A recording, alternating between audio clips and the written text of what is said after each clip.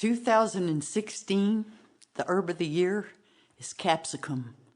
That's chili peppers, but it starts with bell peppers and works on up to the hot ones, you know. And I'm so glad I'm nearly 60 years old, and I'm so glad they finally took my favorite herb and made it the herb of the year.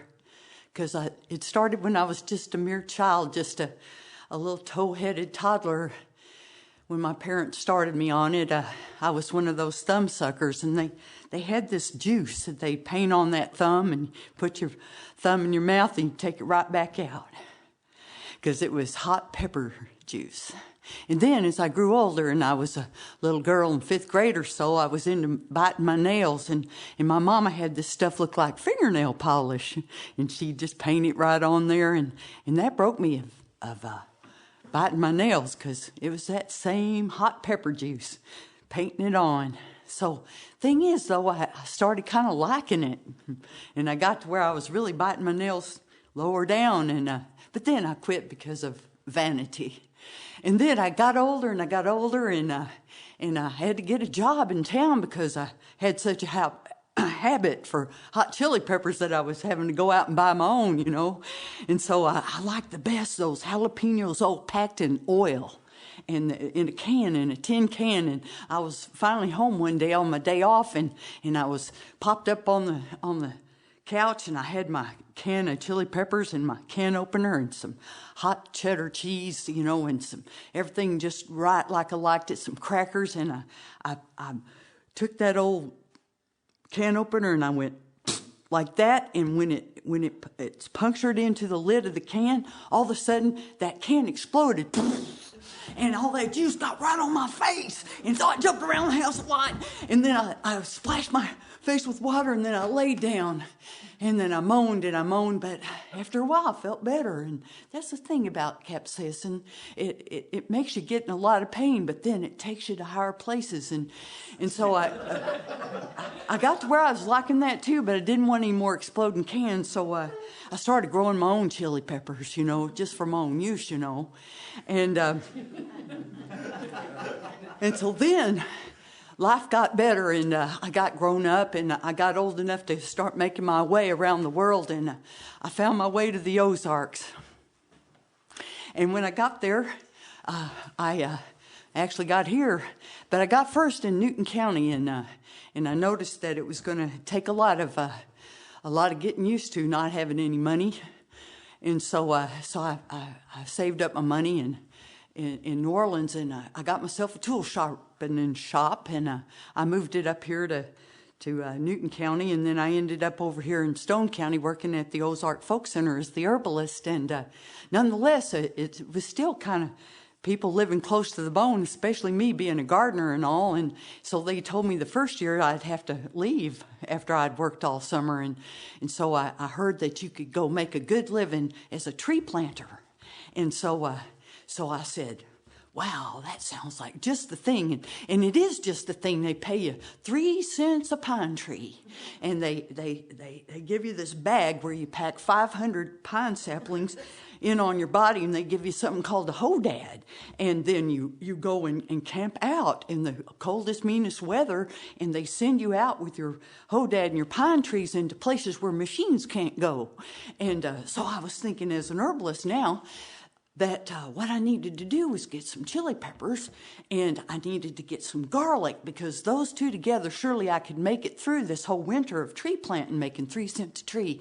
And so I got lots of garlic, and I got little cayenne pepper, powdered stuff, and I put it in capsules so I could take a lot of it at once, and it'd just get right past my mouth and down to my belly and warm me up from the inside out. And sure enough, I'd take a big old bite of clove of garlic, and then I'd take about 3 or 4 different capsules of the cayenne pepper, and once I got off the bus that got us out to our work site, nobody got in my way. And I was out there, and I was planting trees like crazy, and I was making near about $100 a day, which was good money back then.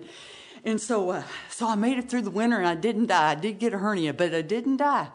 And I got on back to the folk center, and after that, they let me go ahead and work all winter, thank goodness. Well, then I was making my living here at the Folk Center, but I was also trying to be a back to the lander, and I wanted to live off the land. And so, sure enough, I was living down in a valley called Elgerts. That's struggle spelled backwards. And we had this most wonderful vegetable garden, and we had chickens. And so it was getting kind of close to living off the land, except for that part where I was making money at the Folk Center. But anyway, we would work and work to make those little seedlings grow, and we'd put them in the ground, and then these chickens would get out there and scratch up everything you did, and it just made me so mad. And so those people that had been there for a little while before me, they learned that you could take that chicken and hold up her wing and just cut the feathers off of her wing, not to the quick or anything, just enough so she couldn't fly straight. And then they'd stay in their pens better. And so that's what we thought was going to happen. And so we spent a whole nother day planting out little tomato seedlings and hot chili peppers right next to them, and basil, companion plants, all looking so good. And sure enough, those darn hens were so excited that they went ahead and flew sideways right up over the fence and down into that garden and scratched up every one of our babies. And so, man, I was in the chicken pen and I was having me a big fit, and I was stomping around, and sure enough, I stomped onto a rusted nail, and it went into my foot.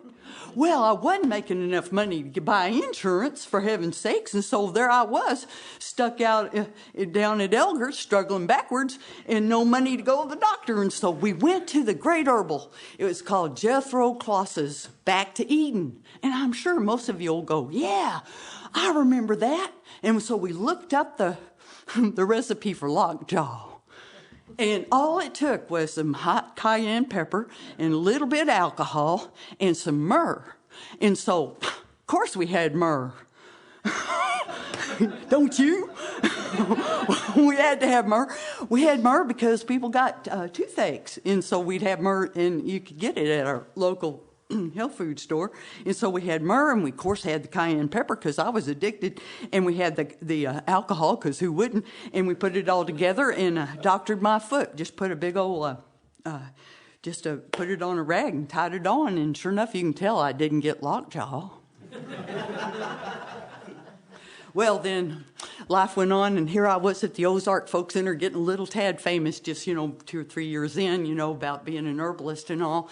So this woman came from the Wild Woods Park for the Performing Arts outside of Little Rock, and she had an idea to raise funds.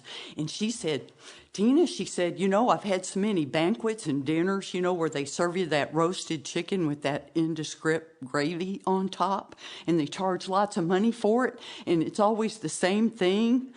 And she said, well, I know what we want to do is have a wild feast. And I heard that you studied with Billy Joe Tatum, and so would you help us? And I said, well, sure. Wisdom comes later. So it was supposed to happen in March.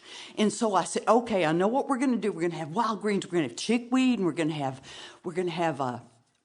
that little sorrel that grows out there.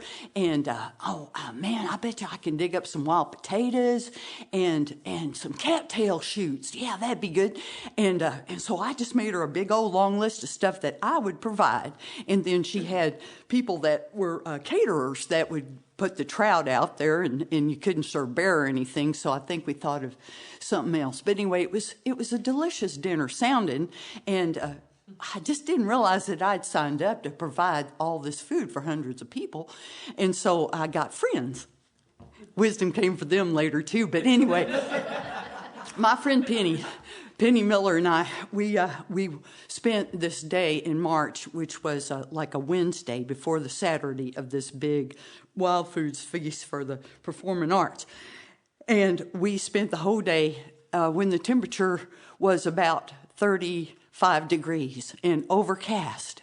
And we had another good friend, Susie, who was down in the greenhouse, and Penny were bringing in these wild greens, and our friend Susie was washing them and laying them out to dry, and we got all that done all that day. And then the last thing to do, just as the sun was going down, was to get into a truck and drive up to a pond and get into it for the cattails.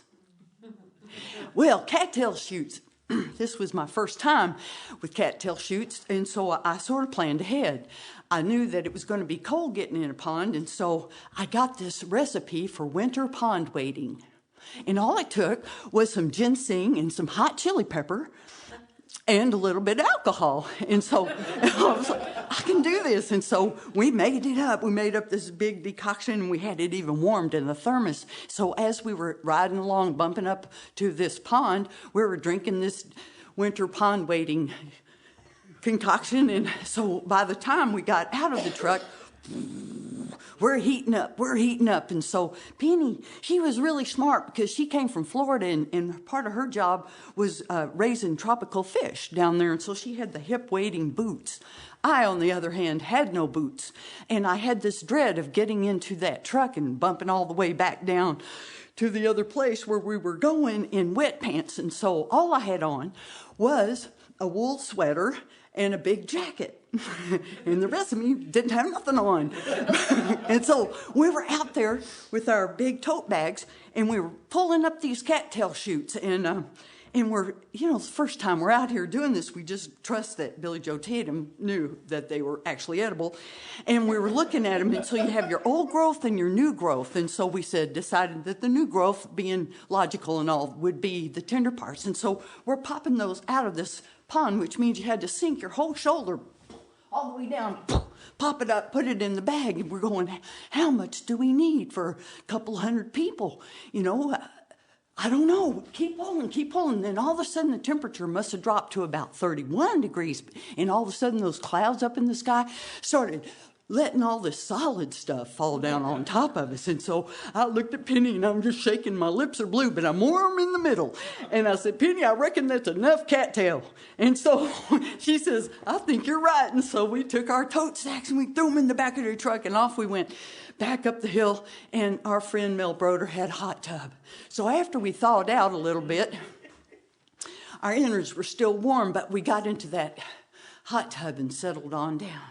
And so I think that cayenne pepper experience right there probably saved my life another time.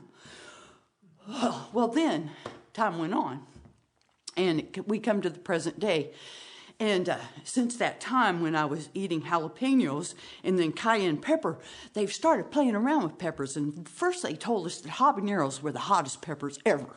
And you could just, eat a little bit of those and you get all kinds of hot. And so I started playing with those, being an addict and all. And I really like it. And so I got to where I could have habaneros for breakfast. Because, see, the more you practice eating peppers, the better you get at it. And so then they started playing with the habaneros, and they started making stuff like scorpions and fatales. And so there was the year that people started bringing in the fatales, and the hotter than the habaneros. And so I'm sitting there at the lunch table with my good friend Kathleen, and took out my sharp knife, and I took just a little tip of the fatale pepper, and I popped it into my mouth along with a bite of food as normal, and started chewing on it. And, they have measurements about the heat of chili peppers, Scoville units and all that, but they're even now talking about how it affects your mouth. First, you feel it on your lips, and then it gets on the tip of your tongue, and then it falls down into the back of your mouth, and then that's where they stop describing it. But I'm like, come on, y'all. Here's what really happens. First, it gets on the tip of your tongue. Then it gets all the way to the back of your tongue. And then your earwax starts to bubble. And then it gets down your throat.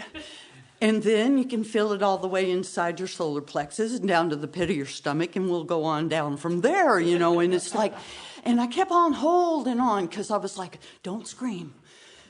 Don't show them it hurts, And so the more I held on to there, I just sort of feeling it coming from the back at the base of my spine, all the way back up through the top of my head.